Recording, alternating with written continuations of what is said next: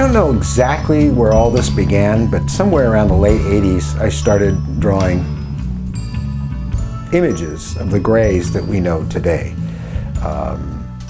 And by about 1990 or so, and after I had gotten involved with UFO magazine, I met Yvonne Smith. It was about 1992, 3, right in there. And my artwork was at that point sort of getting widely known as a result of the magazine, because the internet was just starting back then. And I met Yvonne, we became friends, and I started doing artwork for her. One of my regrets is that I never thought to trademark or copyright. I don't think I could have copyrighted, but trademark the image. Because right down to the little alien, you see artwork that was made from that early artwork that I was doing. In fact, it spread all over the place to a point where I actually got notice from certain companies that to cease and desist using that image because it was theirs, but they actually got it from me. Some of you will know who those people are. So I sort of started this whole thing. I mean, that time you looked around, they were in t-shirts and on even antenna balls. It went very, very quickly, and few people knew that a lot of that artwork was inspired by the stuff I was doing back then and that Yvonne was showing around at the conferences. I continue doing the art to this day, and right next to me is some of the art I did back in 2018. We had an art show here where a lot of amazing people showed up: Whitley Strieber, Yvonne Smith, Jimmy Church, and other people from the UFO community and even experiencers. And we had a big gallery showing right here. In fact, I think we've got pictures that Mary can put up in the edit showing that, and I know we do. It was an amazing night. But then I kind of went quiet again, and more recently I've started up again. And of course, as you know, I'm doing Breaking the Silence. And so my art has really switched a great deal to digital artwork and computer artwork, because I did it for years for the History Channel and other. I worked on the UFO files. I've had a lot of experience with 3D. But recently I've started going back to doing more paintings because I really miss it, and illustrations and drawings. So we're going to show you a few that are from 2018, and maybe in the next video I'll show you some from 2024 when I finish the one I've started. This painting here I did because I've always had an affinity with the Orion, and especially the Orion Nebula. So I got this idea, it'd be really cool to just have this gray face, you know, just the one eye, and it's reflecting the Orion Nebula. I don't know if the visitors I'm dealing with have a connection with Orion or not, but I certainly do. And it's, you know, while the kids were looking at the Big Dipper, I'm going, what's that constellation over there? And later on in life, I became an amateur astronomer, and I did some deep sky photography, and I actually did long-term time exposure of that, and I saw the purples and blues in it. It's a beautiful, beautiful nebula, and it just always fascinated me. Down here is more recent, and this is, of course, all digital, and you really can't see in this, but Mary will intercut in the edit a picture of the actual artwork digitally. There's a whole field down here, and bushes and everything, and a barn and trees, and you can see the sun's coming up, and there's like God rays. And this object I actually saw fly over our home in Port Hueneme silently one night while I was on the phone with Whitley. And you can see a reenactment of that in the movie that Mary and I made called But Something Is There, which is on the channel. If you haven't seen it, watch it. It's, I think I cut it down to 44 minutes, and it's about my experiences from the time I was a little child up to that present day in around 2018. So that's what it represents. But what this represents, it's a takeoff on X-Files, obviously. I always wanted to do this.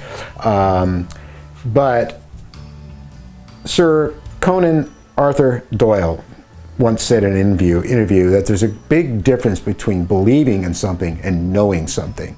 And I always felt that it should say, I want to know, not that I want to believe. So I made this poster, and it's kind of our poster that represents our channel, because we do want to know. So let's see, what else we got here? Well, we got Fred there. Mary calls him Fred, and I'm blocking his light. I wanted to do, I had in the past made many full-size figures for sightings and puppets, and they were all hand sculpted and molded and made out of latex and puppeteered by puppeteers.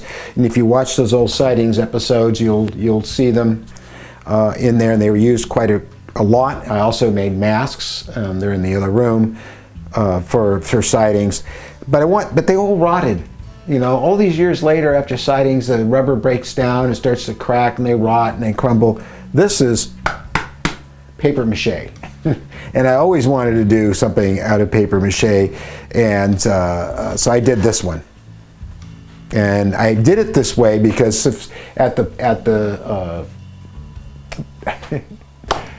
and I did it this way because at the art show, if people were standing next to it, it was like looking up at you, you know, like, hey, what's the big deal? Over here is this owl, and you'll notice it's got big black eyes.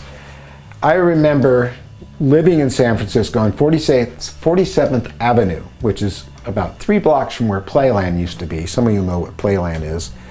An owl sitting in my window at night. How many times have you heard that from people who have these experiences?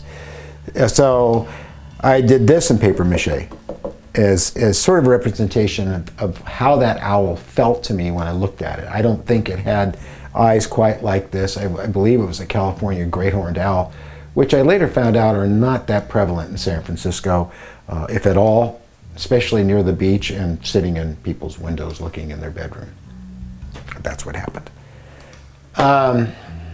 Behind Mary is the classic communion bust, and this I made a few years back, and we made a number of them, and Whitley signed them and autographed them for people, and we sold them.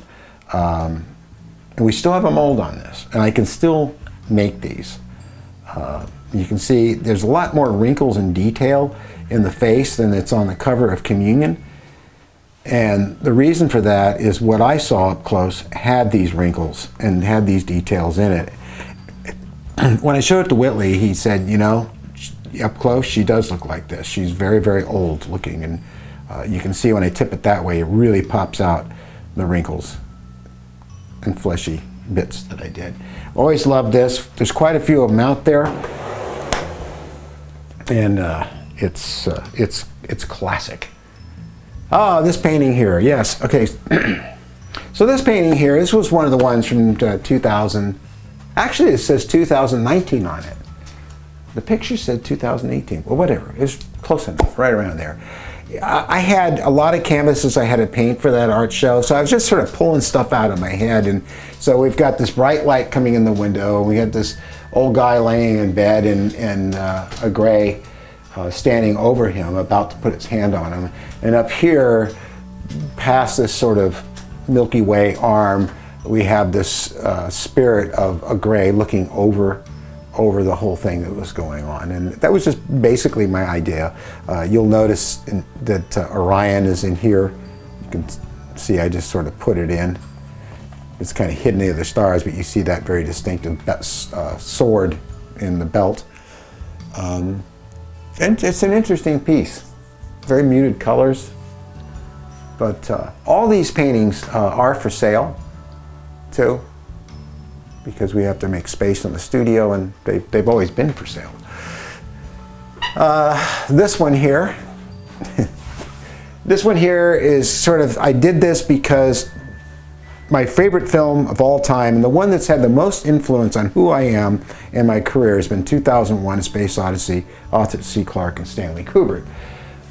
So in the beginning of the film, you see the moon dropping away, and then you see the Earth and the sun coming up behind it. So I put this gray in behind it, because really that film is about this. I know that'll confuse some of you, but you need to go back and watch the movie. It's probably the greatest movie ever made about this subject.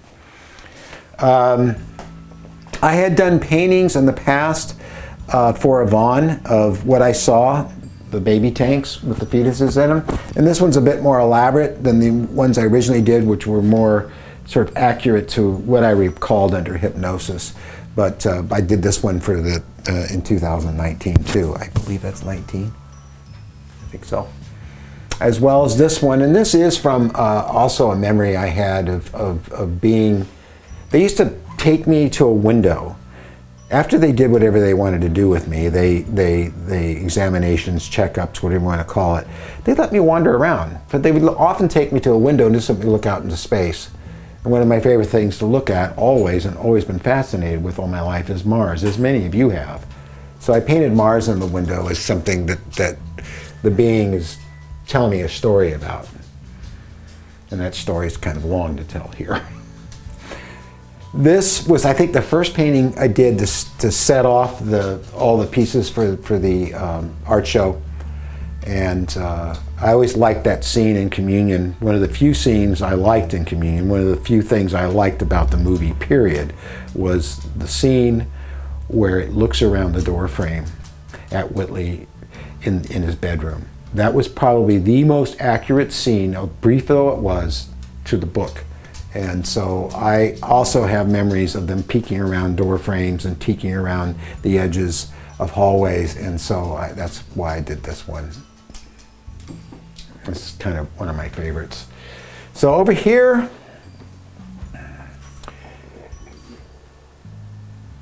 when I was a kid and in other times, I have seen people that look like this. I guess you could call them the watchers. If you watch the film, but something is there. There's these guys standing outside the house watching our house who I thought were FBI people, but I also saw them as this. So I did this painting, and it's really kind of based on what I saw back in 1958, 59, right around in there.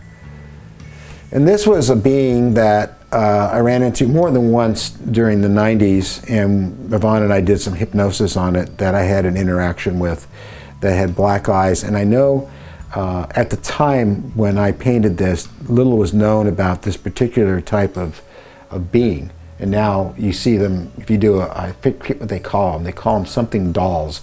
But if you, the China dolls, is that what they call them? And they're all over the internet, and they have kids with these black eyes, they look very human and stuff, but I actually experienced this up close and personal. And I've done 2 pieces of artwork on it. This is a more recent one that I did. And then there's a painting of Fred. Mary likes this one. And it's, as you can see, it's full size. And I just decided to do a painting of one full size against black. Really not much to tell you more than that, but pretty much as close to what I recall and remember seeing fairly regularly during the 90s. And of course, that's the Iron Giant, and that is not for sale. At least not until we move from here and have to go back home and there's no room for him, and then he will be for sale. But I built this entirely from scratch because I love that movie. If you've never seen The Iron Giant, it's not a kid's movie. Well, it is, but it isn't. It's really for everybody, and it's an incredible movie, and has a really good message. And it is in the same subject matter, because this is an alien robot. It comes from out there, very clearly at the beginning. So I think that pretty much covers the shadow box. Oh, the shadow boxes. Well, yeah, I don't know how many of you are Ray Harryhausen fans and know of the great animator, one of the greatest animators that ever lived.